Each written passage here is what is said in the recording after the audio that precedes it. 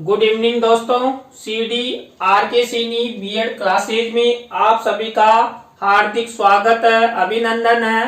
देखिए, हम बीएड पाठ्यक्रम पर आधारित जो अधिगम के लिए आंकलन, जो अधिगम के लिए आपका पेपर है, इस पेपर के बारे में अध्ययन कर रहे हैं। और इस पेपर के अंतर्गत हमने देखिए जो आंकलन के वर्गीकरणों के प्रकारों के बारे में, इसके 6 प्रकार होते हैं, उसके बारे में हमने इसके जो मुख्य वर्गीकरण है, प्रकार है, उनके बारे में अध्ययन कर लिया है।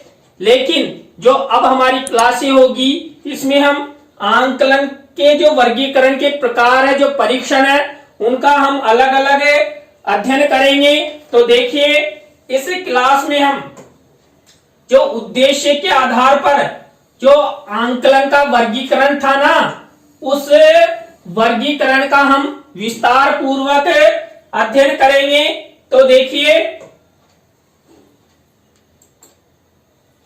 इस उद्देश्य के आधार पर आंकलन का वर्गीकरण में हम चार प्रकार के जो वर्गीकरण है, उनके बारे में अध्ययन करेंगे। लक्षणात्मक आंकलन, रचनात्मक आंकलन होता है, इसके बाद निदानात्मक आंकलन और योगात्मक आंकलन। देखिए, इस क्लास में हम इन चारों आंकलनों का अध्ययन विस्तार पूर्वक अध्ययन करेंगे। तो आप सब बने रहे हमारे साथ हमारे YouTube चैनल पर, और यदि आपने हमारे चैनल को सब्सक्राइब नहीं किया है तो शीघ्र सब्सक्राइब कर लेवे। तो देखिए, जो सबसे पहले हम लक्षणात्मक जो आंकलन है, उसके बारे में अध्ययन करेंगे कि लक्षणात्मक आंकलन क्या होता है। लक्षणात्मक आंकलन, देखिए, इस आंकलन का प्रयोग छात्रों के आरंभिक व्यवहार अथवा निष्पादन का पता लगाने के लिए किया जाता है। देखिए, इसमें समझने वाली बात है कि जो लक्षणात्मक आंकलन होता है, इस आंकलन के तहत जो छात्रों का आरंभिक व्यवहार है, उसके निष्पादन का पता लगाने के लिए किया जाता है। तदोपरांत शिक्षण अधिगम प्रक्रिया को प्रारंभ किया जाता है। देखिए, लक्षणात्मक आंकलन प्रारंभ करने या लक्षणात्मक आंकलन लेने के लिए हमें सबसे पहले छात्रों का आरंभिक व्यवहार पता करना होता है कि छात्रों का व्यवहार कैसा है। उसके बाद उनका निष्पादन का पता लगाया जाता है कि छात्र ग्रहण करेंगे कि नहीं करेंगे। उसके बाद शिक्षण अधिगम प्रक्रिया प्रारंभ की जाती है। तो देखिए, जो ये लक्षणात्मक आंकलन है, इसके अंतर्गत कुछ प्रश्नों का उत्तर प्राप्त करने का प्रयास किया जाता है। पहला है, विद्यार्थियों के ज्ञान कौशल का स्तर क्या है। देखिए, हम जब लक्षणात्मक आंकलन लेते हैं तो सबसे पहले छात्रों का पता लगाया जाता है कि विद्यार्थियों के ज्ञान कौशल का स्तर क्या है, यानी कि जो पूर्व ज्ञान है वो कितना है, उनका स्तर क्या है। मान लीजिए छात्र कक्षा 8 का है तो उसका स्तर कक्षा 7 तक है कि नहीं है। मान लीजिए वो कक्षा 8 में है लेकिन उसका स्तर कक्षा 5 जैसा है। तो इस तरह लक्षणात्मक यानी लक्षण देखे जाते हैं कि छात्रों का स्तर क्या है। इसके बाद देखिए, दूसरा प्रश्न का पता लगाया जाता है कि छात्रों में वांछित ज्ञान तथा कौशल है कि नहीं है, कि हम जो शिक्षण कार्य करवाएंगे उसके बारे में छात्रों को पूर्व ज्ञान है कि नहीं है। विद्यार्थियों ने किस सीमा तक बोध एवं कौशलों द्वारा स्वयं का विकास किया है। देखिए, हम जब कक्षा 8 को पढ़ाते हैं तो कक्षा 7 तक छात्रों ने कितना ज्ञान संग्रहित किया, तो इसके बारे में पहले छात्रों के लक्षण देखे जाते हैं, छात्रों का स्तर देखे जाता है। इसके बाद देखिए, क्या छात्र नियोजित अनुदेशन के लक्ष्यों को प्राप्त करने में सहायक हो सकते हैं। देखिए, जब अध्यापक द्वारा कक्षा कक्ष में छात्रों का आंकलन किया जाता है, कौन सा, लक्षणात्मक आंकलन। तो उस समय अध्यापक के द्वारा जो अनुदेशन प्रदान किया जाता है, उन अनुदेशन के लक्ष्यों को छात्र प्राप्त कर सकता है कि नहीं, ये भी देखा जाता है। इसके बाद देखिए, विद्यार्थियों की रुचि, कार्य करने की आदतें तथा व्यक्तित्व विशेषताएं किस सीमा तक निर्धारित है। देखिए, जब छात्रों का लक्षणात्मक आंकलन लिया जाता है तो उसके कार्य करने की रुचि, कार्य की जो आदतें हैं कि छात्र गृह कार्य करता है कि नहीं करता है, मेरे द्वारा जो प्रश्न पत्र छात्रों को प्रदान किया जाएगा वो कर सकता है कि नहीं कर सकता, तथा छात्र की व्यक्तित्व की विशेषताएं किस सीमा तक निर्धारित है। इसके बाद देखिए, व्यक्तिगत अनुदेशन अथवा समूह अनुदेशन में से कौन सा तरीका एक दूसरे से उत्तम है। देखिए, जब छात्रों का लक्षणात्मक आंकलन लिया जाता है तो अध्यापक द्वारा जो अनुदेशन प्रदान किया जाता है, तो अध्यापक यह आंकलन करता है कि छात्रों को समूह अनुदेशन प्रदान किया जाए, व्यक्तिगत अनुदेशन प्रदान किया जाए। देखिए, छात्रों की जैसी इच्छा है, जैसी उनको सहूलियत होती है, उसके अनुसार अनुदेशन प्रदान किया जाता है कि व्यक्तिगत अनुदेशन प्रदान किया जाए, सामूहिक अनुदेशन प्रदान किया जाए।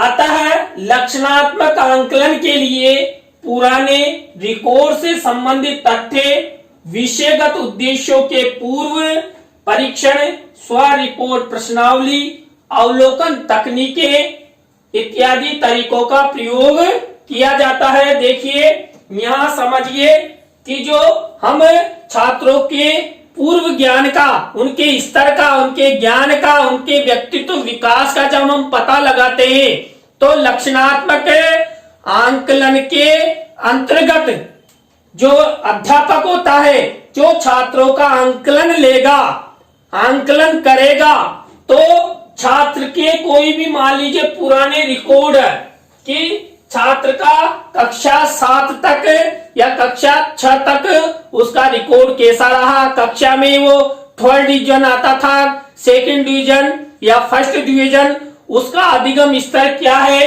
उसके बाद जो उनसे तथ्य मिलते हैं और जो छात्र द्वारा जो विषय ग्रहण किए जाते हैं, उन विषयों के उद्देश्यों के पूर्व परीक्षण, यानी कि पूर्व परीक्षा में छात्र ने कितना अधिगम किया, कितना नहीं किया, उसका क्या परिणाम रहा, और स्व रिपोर्ट प्रश्नावली।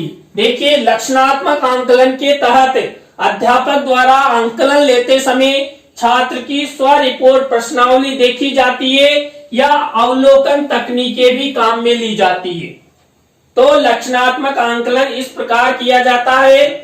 तो देखिए, हमने लक्षणात्मक आंकलन के बारे में अध्ययन किया। इसके बाद हम अध्ययन करते हैं रचनात्मक आंकलन की। रचनात्मक आंकलन क्या होता है, इसमें किस प्रकार आंकलन किया जाता है, इसकी कौन कौन सी विधियां हैं। तो देखिए, इसमें रचनात्मक आंकलन शिक्षण प्रक्रिया में सुधार लाने के लिए किया जाता है। देखिए, जो शिक्षण की प्रक्रिया होती है, शिक्षण की प्रक्रिया एक अध्यापक द्वारा रचनात्मक तरीके से छात्रों के अधिगम हेतु निर्मित की जाती है। तो इस अंतर्गत शिक्षण प्रक्रिया में छात्रों के अधिगम में सुधार लाने का प्रयास किया जाता है। यह शिक्षण के परिणामों को सुधारने की ओर केंद्रित करता रहता है।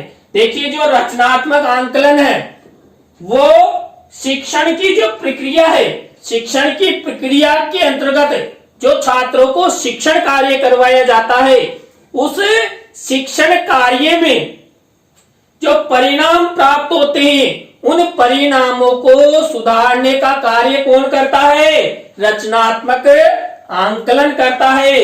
इसके बाद शिक्षण का प्रतिबिंब इस आंकलन में दिखाई देता है। देखिए, शिक्षण का प्रतिबिंब इस आंकलन में दिखाई देता है। कैसे? देखिए, रचनात्मक आंकलन में नई नई रचनाओं से संबंधित छात्रों की जो सृजनात्मक शक्ति है उसको बाहर लाने का प्रयास किया जाता है। तो एक तरीके से ये जो रचनात्मक आंकलन होता है एक शीशा होता है और उस शीशे में छात्र को स्पष्ट रूप से दिखाई देता है कि मेरे द्वारा क्या सृजनात्मक कार्य किया जा रहा है। इसके बाद देखिए, रचनात्मक आंकलन का मुख्य उद्देश्य। रचनात्मक आंकलन का मुख्य उद्देश्य क्या है? मुख्य उद्देश्य यह है कि शैक्षिक कार्यक्रम तैयार करने वाले व्यक्तियों को उसके द्वारा तैयार की गई योजना की कमियों को इंगित करना तथा सुधार के उपाय बताना होता है।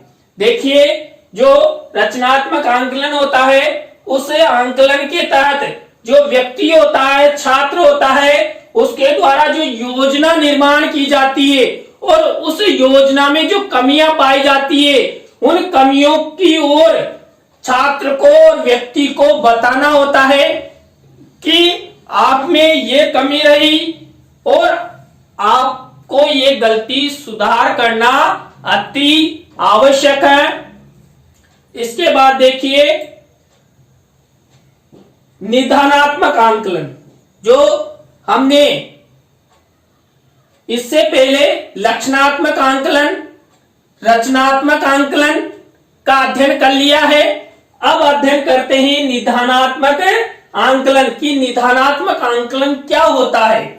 निदानात्मक आंकलन में विषय विशेष के क्षेत्र में छात्रों की कमजोरियों और कौशलों के विश्लेषण के साथ साथ उनकी कमजोरियों एवं समस्याओं को दूर करने का प्रयास किया जाता है। देखिए, जो निदानात्मक आंकलन होता है उस आंकलन के तहत जो आंकलन किया जाता है उसके अंतर्गत विषय विशेष के क्षेत्र में, यानी कि जब कक्षा 8 में छात्र हैं तो उस कक्षा में क्या क्या विषय छात्र को प्रदान किए गए हैं, क्या क्या विषय छात्र द्वारा लिए गए हैं, तो उन विषय विशेष के क्षेत्र में छात्रों की कमजोरियों का पता लगाया जाता है, कौशलों का विश्लेषण किया जाता है और जो कमियां रह जाती है, जो कमजोरियां रह जाती है, उन सब कमजोरियों और समस्याओं का निदान किया जाता है। किसके माध्यम से?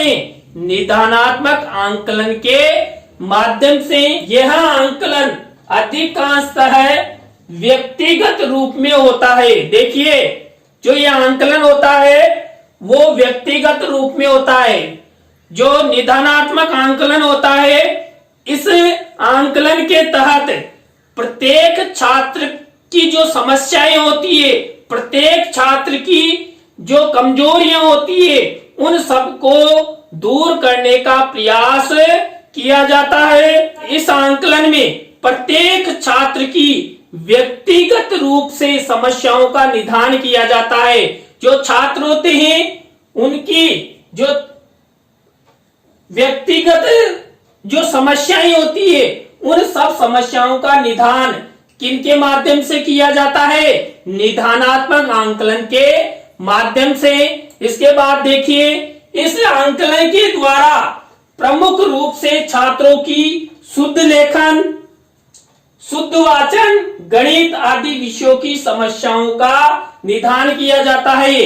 देखिए, जो छात्र होते हैं वो अशुद्ध लिखते हैं, शुद्ध वाचन नहीं कर पाते हैं और गणित में कई प्रकार की कमजोरियां होती है और समस्याएं होती है। और आप सभी को पता है कि सबसे अधिक जो छात्र हैं या तो गणित से डरते हैं या अंग्रेजी से डरते हैं या विज्ञान विषयों से डरते हैं।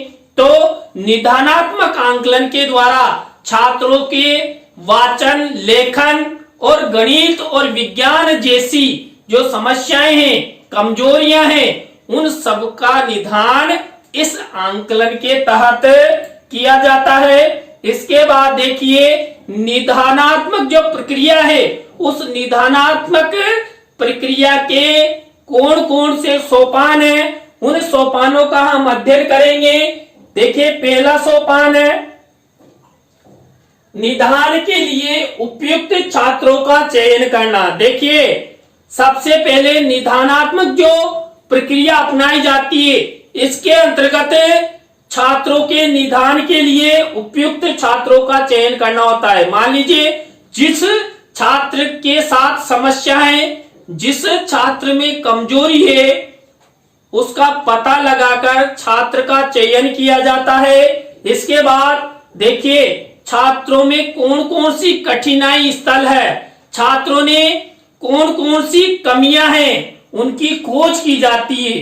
तृतीय सोपान के अंतर्गत जो छात्रों में जो कठिनाइयां हैं, उन कठिनाइयों के कारणों का विश्लेषण किया जाता है कि जो छात्र ने अपनी कमजोरी बताई, जो कठिनाई बताई, जो समस्या बताई, उसका विश्लेषण कर उसका क्या किया जाता है, उपचारात्मक प्रक्रियाएं की जाती है। चौथे चरण के अंतर्गत क्या किया जाता है, उपचारात्मक प्रक्रियाएं अपनाई जाती है, जिससे क्या होता है, छात्र की जो कठिनाई है, छात्र की जो समस्याएं हैं, उन सबका उपचार करके जो त्रुटियां हैं उनको रोका जाता है कि छात्र में जो कमजोरियां, जो समस्याएं हैं, वो किस कारण से उत्पन्न हुई।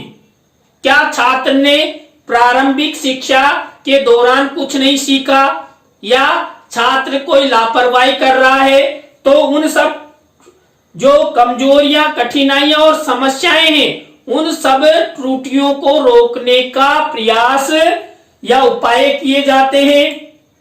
इसके बाद देखिए, चौथा है योगात्मक आंकलन। 3 आंकलन हमने जो उद्देश्य के आधार पर आंकलन का वर्गीकरण है, उसके बारे में अध्ययन कर लिया है कि उद्देश्य के आधार पर आंकलन के 4 प्रकार थे, लक्षणात्मक, रचनात्मक, निदानात्मक, और अब हम अध्ययन करते हैं योगात्मक आंकलन। देखिए, योगात्मक आंकलन क्या होता है, किसी शैक्षिक कार्यक्रम को अंतिम रूप दे देने को एवं उसे चालू कर देने के पश्चात उसकी जो समग्र वांछनीयता को ज्ञात करने के लिए किया गया आंकलन योगात्मक आंकलन कहलाता है। आपसे परीक्षा में पूछा जा सकता है कि योगात्मक आंकलन किसे कहते हैं। तो हम देखिए, जो हमारा शैक्षिक कार्यक्रम होता है, देखिए शैक्षिक कार्यक्रम सत्र आरंभ से सत्र पर्यंत तक चलता है, उसको हम अंतिम रूप दे देते हैं, यानी कि लास्ट में वार्षिक परीक्षा के अंत तक रूप देना, उसे चालू कर देने के पश्चात देखिए सत्र आरंभ के समय हम शैक्षिक कार्यक्रम को प्रारंभ करते हैं और अंत में उसकी जो समग्र वांछनीयता है कि छात्र ने क्या चाहा है और उसने क्या परिणाम दिया है, उसके लिए जो आंकलन किया जाता है वो योगात्मक आंकलन कहलाता है। तो छात्रों को अंतिम रूप प्रदान करने में योगात्मक आंकलन का प्रयोग किया जाता है अंतिम योग में। इसके बाद देखिए, जब कोई शिक्षक छात्रों की उपलब्धि का आंकलन पाठ्यक्रम की समाप्ति पर या शैक्षिक सत्र की समाप्ति पर करता है तो वह अंतिम योगात्मक आंकलन कहलाता है। देखिए, यहाँ पर हमने योगात्मक आंकलन के बारे में अध्ययन किया और यहाँ की अंतिम योगात्मक आंकलन क्या होता है। अंतिम योगात्मक आंकलन होता है कि एक अध्यापक के द्वारा जब या शिक्षक के द्वारा छात्रों की जो उपलब्धि है, यानी कि सत्र आरंभ से लेकर सत्र पर्यंत तक जो छात्र ने उपलब्धि ग्रहण की, उस उपलब्धि का आंकलन पाठ्यक्रम की समाप्ति पर। देखिए, आप सभी को पता है जब हमारी वार्षिक परीक्षा होती है उससे पूर्व पाठ्यक्रम की समाप्ति हो जाती है, एक अध्यापक द्वारा पूरा पाठ्यक्रम पढ़ा दिया जाता है, या शैक्षिक सत्र की समाप्ति पर। देखिए, शैक्षिक सत्र कब समाप्त होता है? जब छात्रों द्वारा वार्षिक परीक्षा दे दी जाती है, समग्र परिणाम बनाया जाता है, उसकी समाप्ति पर अंतिम योगात्मक आंकलन किया जाता है। तो देखिए,